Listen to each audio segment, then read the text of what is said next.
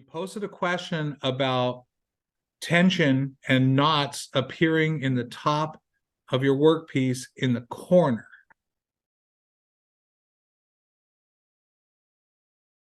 You Correct. posted that this morning on the tips and tricks group on Facebook, right? Correct. Okay. I responded with a response saying it's funny how simple things seem to be very difficult and very difficult things seem to be fairly simple. Okay. Right. So I'd like to explain myself with that because people get like confused because I'm like esoteric or something, right?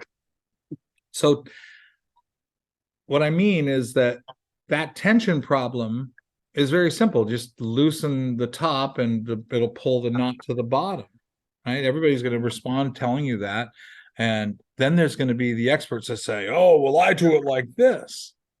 And we've got this thing that happens in the tips and tricks is that we don't know who you are, right? We've got a blank canvas and all we can work with is the post that somebody put up there and the information that they gave us. So we have the whole pinned post thing. Please read the pinned post and ask your question formatted the way that we need it so that we can give you better information, right? Correct. So to that end, we get a little bit of controversy where people get upset with us, demanding that you tell us what's wrong. It's really funny. But to your problem, it's a very simple problem, but it's very complicated in the sense that you are a self-proclaimed newbie, right? You're fairly new to this stuff. Okay? Correct. Maybe about a year total. A year total. How much thread have you consumed? Quite a bit. Yeah? More than one cone? Oh, absolutely. Yes. Oh, okay, cool. So you're not really a newbie. Right, but untrained. Yeah, which is fair. That's why we're here, right? Correct. I want to help you get some more experience, some more understanding, and then embrace some of the voodoo. Ooh, because sewing machines are not digital things, right? There's no real adjustment. There's no knobs and buttons and no calibration standards. The standard is what you set in your shop. And we often say your shop, your rules, your engineering, your design, and your skills do what you do. And my shop, my rules, my engineering, my skills, and I'll do what I do. Right? But when I come to your shop, I'm going to do what you need. And then when you come to my place, hopefully I give you projects that you can do within your skill set. And as the shop manager, it's my responsibility to not overburden you with things that you can't do. You just don't know how. So I'll teach you. Put this here, glue that, hammer that, do 100 more. Something where it's slightly pushing you, but not too far out of your comfort zone. That way to get the best of your productivity, right? So that translates over to this group. We have to identify the user, whoever's asking the question, their skill set, and their ability to interpret what we're actually talking about. Okay, so you asked a question about the corner and the big loop sticking out of the corner, but then there's loops all down the other thread before the corner and after the corner. There's also loops on top. Right? And convention, watch the eye roll, says that the loop should be in the center of the material, right? So that the crown is barely visible from the top. The bottom loop's crown is not sticking out of the bottom, so centered in the middle. But we've got this balancing act where we have to fit a certain amount of thread inside of confined space. We don't have a lot of space to center this knot. So if we have loops, the risk is that friction will cut them. or it'll abrade something that, like if you're wearing a belt and you're put on, the loop will irritate your skin or something like that. So there's all kinds of reasons to justify centering the knot in the middle of the textile. That makes sense yet? Absolutely. Okay. So, but it's your shop and your rules and my shop and my rules. And let's set up a phony criteria. Okay.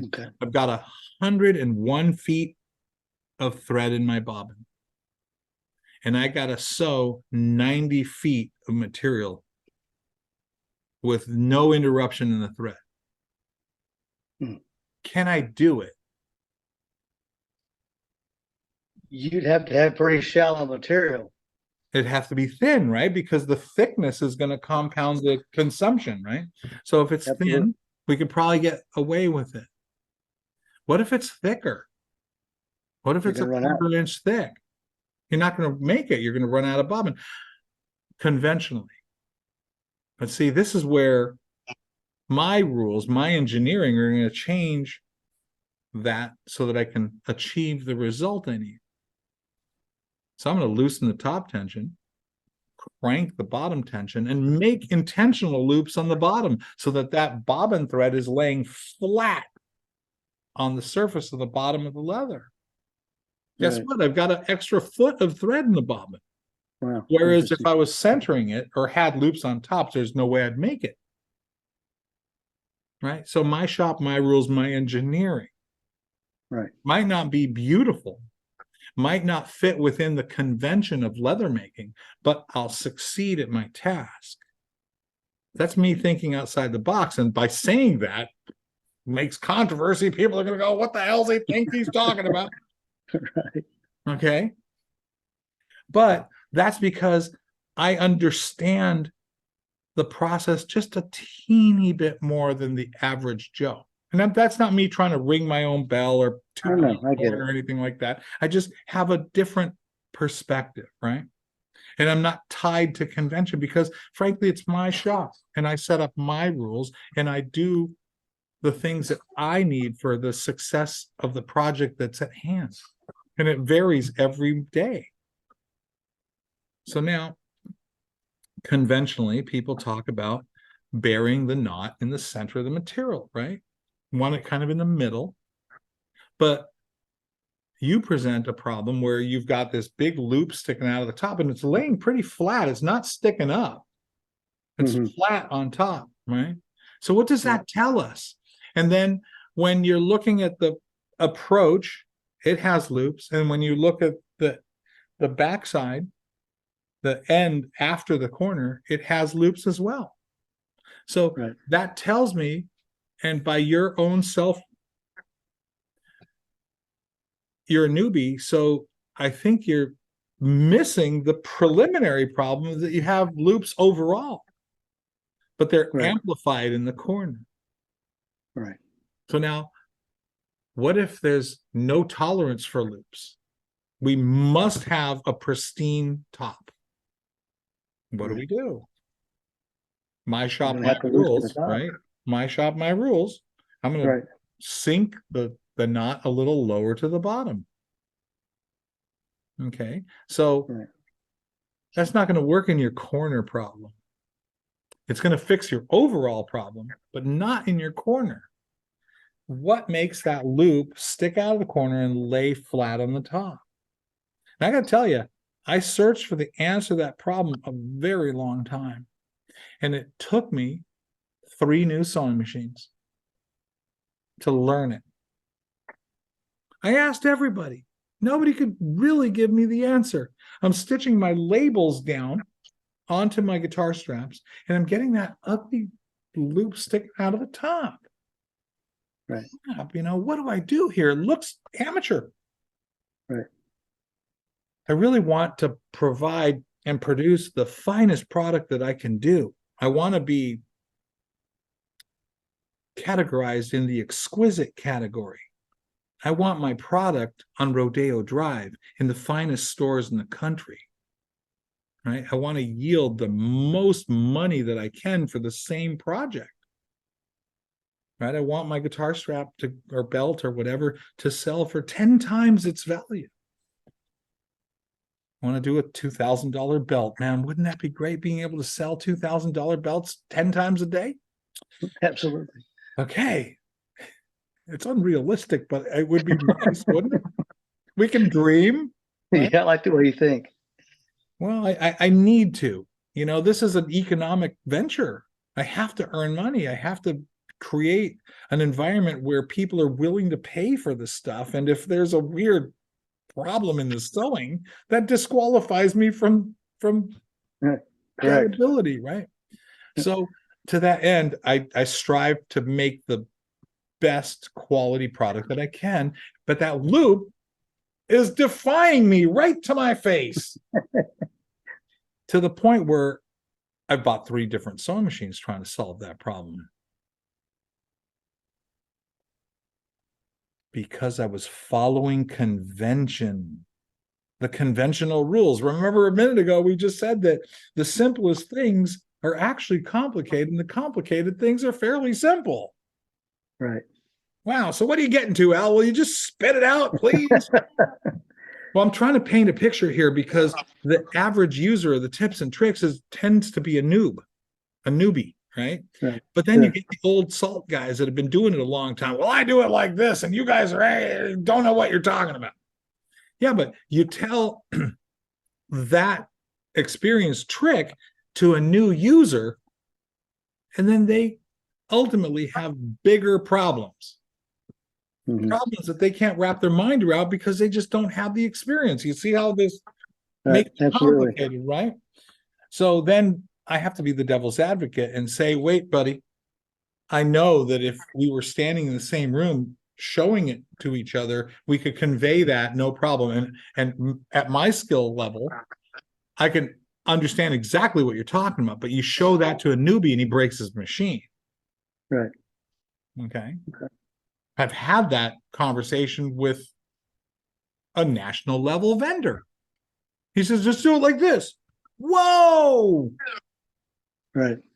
Because that practice on a newbie is going to break the needle and then they're going to get injured. They potentially get a piece of needle fragment in their eye. And now we got everybody upset. So who am I? Right. Why do I set up these barriers? So I present the information that the person posting the question can get, embrace, and then take one little building block and add it to their skill set. Right? We don't discuss the advanced processes in the open forum until we know that the prospective listener can embrace it without getting too far out of their comfort zone. Okay. Right? Right. So your problem is a simple one of tension. You have an overall tension problem. But the conventional guys, the holster makers and the harness makers, are going to want to bury that knot deeper in the corner. So it's coming out, what, like a 32nd of an inch, and it's laying flat on the top, right? So if we tighten the tension to the point where we have the loop lower by a 32nd of an inch and you make that turn, it's going to appear to be hidden in the leather, but it's actually a little high, it's no longer in the middle. And your overall tension is going to be lower overall by a 32nd of an inch. You see where I'm going? Absolutely. Okay. Yep. So I think it's drastic because now you're changing everything that goes through that particular machine. Okay. Remember, your shop, your rules, my shop, my rules. Right. Okay. So if I'm sewing nothing but my label and that corner is critical, then I'm going to adjust that machine. I'm going to set up a stack of labels and do as many as I can, and then put my machine back to its original condition. Okay. So you remember the thread tension rule? Yep. Loops on top, loosen the top, loops on the bottom, tighten the top until you run out of latitude. And then you do the same thing within the bobbin compartment, but we address the needle side easier because there's just a little knob. You don't have to get a screwdriver, and then the ratio is different. You know, a full turn up on top is a quarter turn on the bottom and whatever. And all of a sudden, the worms and they're spilling out everywhere and like crap. So keep your logbook and make note of the adjustment so you can get back to where you were at least, right? Correct. Yeah. The simplest things can be so complicated, right? Who knew? Right. Yeah, absolutely. Okay? So if it matters, it matters. If it doesn't matter, it doesn't really matter. The important part is that whoever's listening to this walks away knowing that there is a potential answer. It just might not follow convention. Right. Excellent.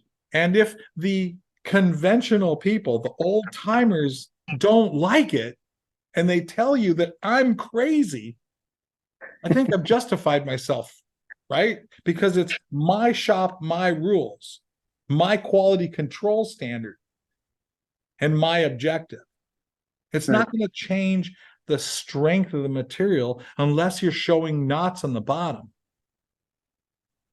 right? Because friction and abrasion will tend to wear that out. Now, I happen to have a guitar strap. I made this one a couple of years ago. Let me see how my stitch looked. Oh, God. It's horrible. Look, can you see? There's actually a skip stitch right in the corner. Yeah, looks familiar. I'll eat my humble pie. I'm cool with that. But this one's a reject that ended up on my guitar. Right? So it's been an ongoing problem, man, for a long time. This one's got, I don't even know if I stitched it. It may have been somebody else sewing it, but I mean, all four corners are boogered up. Like, you know, so what do we get out of this conversation? There is a solution. It's whether your needs meet it. We're going to put it on this theoretical scale, and the solution may outweigh the benefit. Right. Or the other way around. Like, I need my stuff to look great. Right? I need it to look good so it can go yield as much income as it can generate for me because of the prestige of high quality. I want to leave a legacy of exquisite work. Right? I don't think I've done that yet. I got some time. I'm going to do the best I can every day that I can, and I'm going to try to work my skill set to the next level. Right? But that requires a deeper understanding of what we're doing and why we're doing it. Okay? Your corner, is it really having a negative effect on your ability to reach your next level? Is it going to have a negative effect on the quality of your product? And if the answer is yes, then we adapt to that. Right. I think your loops on top is a bigger problem than loops in the corner. If you have a whole beautiful run and then one loop in the corner, I think you can probably live with that, depending on what it is. If it's a top stitch on a nice wallet and you just put a nice expensive piece of exotic material there, maybe you got to adjust that problem, right? Yeah, for sure. But if it's just some little grocery bag going to the craft fair for $10, right, maybe not so important. You see kind of where my thinking lies? Absolutely. Yeah. Okay. So for your particular problem, we need to address all the overall more importantly than the corner. Okay.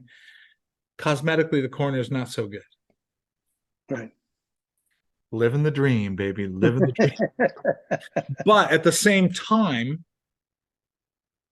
understanding how you can potentially adjust that corner problem so that when it's important to you, but obsessing over a piece of scrap leather and going, I've got a loop, I don't know what to do. Well, right. How important is it really in the overall benefit for your shop? What are you making? Is your product being negatively impacted on it? Is it having a negative impact on your ability to conduct your business? And if those answers are yes, then we need to address it. And I want to be helpful to you. I want to be helpful to our leather making community. I want to be able to share this information in a way that other people can grasp it and embrace it and understand why we present it the way we do. Right. Right. So thank you for your time. Thank Well, you for allowing me to stand on my soapbox. I don't think we could type this all out. You know what I mean? There's just a lot there. Right. Right. Well, I appreciate it. Okay. You think you got some information out of it?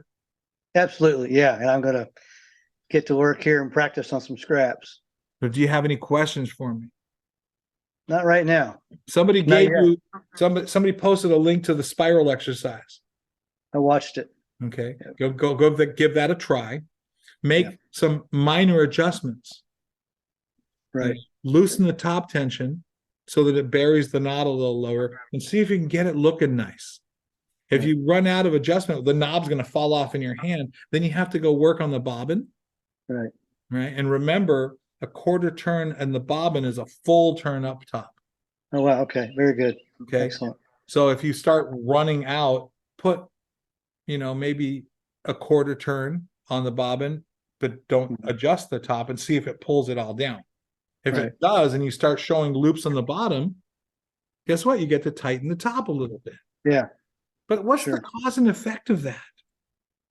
If you're sewing veg tan, it's not going to really bother anything. But if you're sewing lambskin and you've doubled up the overall tension, it's going to start puckering and gathering the material. Right? So everything we talk about and everything we do is very specific to what it is that we're actually doing. Right. Right. I talk about the production run all the time. And if I'm making Latigo belts versus lambskin shirts, the machines, it's a totally different machine. And they're set up completely different because we're dealing with the task at hand, right? Right. Absolutely.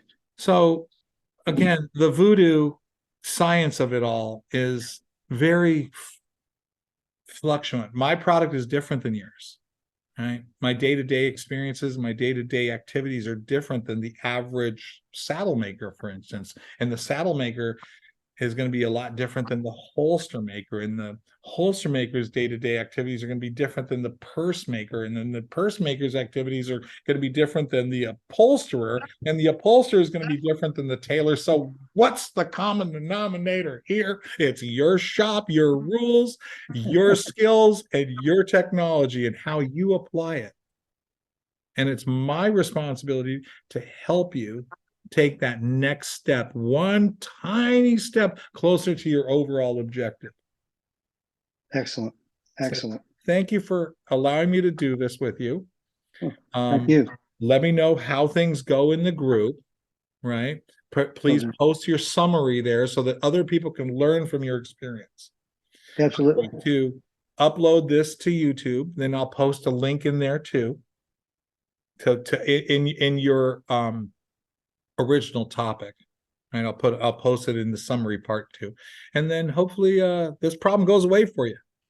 Yeah, hope I never have to speak with you on this subject, but I don't mind sharing a beer if we're ever in the same room. That sounds wonderful. All right, Al, thanks a lot. I really appreciate it. Peace. And do me one big favor. What do we want you to do? Please pay it forward. Thank you, Al. All right, I will. All right, bye-bye. Bye-bye.